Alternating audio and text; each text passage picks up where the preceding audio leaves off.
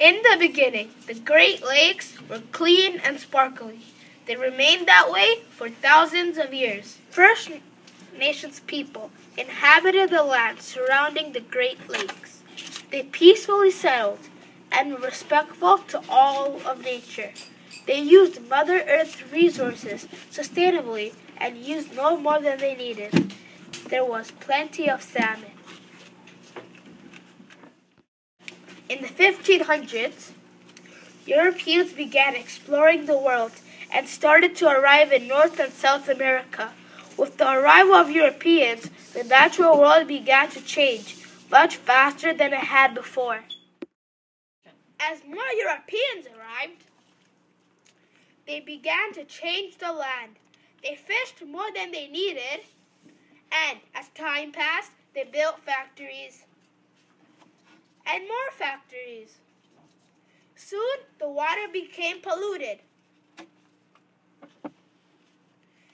By the 19th century, there were no more salmon left.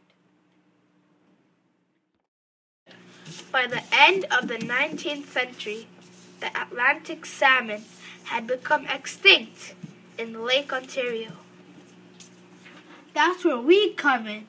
Our class has been participating in a program called Aqua Lakes, run by the Toronto Zoo, and a lot of other important sponsors. Yes, pollution, like we talked about with our Great Lakes and the drinking water, doesn't just affect us, it affects all the animals that live in the water. They can't have the dirty water because their food won't grow there, they may not be able to develop the way they want there, and there's not enough oxygen in polluted water. So it's like as if we didn't have enough oxygen in this room. Since January, we've been raising Atlantic salmon in our classroom.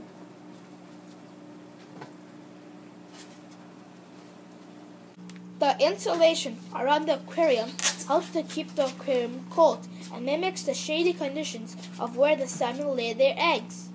The temperature is set to about 4 degrees Celsius or 38 degrees Fahrenheit, since salmon are cold water fish. Lastly, the grandma gives the eggs and later the fry, somewhere to hide from predators, just like in nature. The Atlantic salmon we are raising are extirpated. This means that these salmon are from a different genetic stock than the Atlantic salmon that used to inhabit Lake Ontario. What can you do to help? Here are some ideas. Put litter into the garbage. Did you know that garbage we throw away on land gets washed into water bodies? In the wintertime, use sand or kitty litter instead of salt to make it less slippery.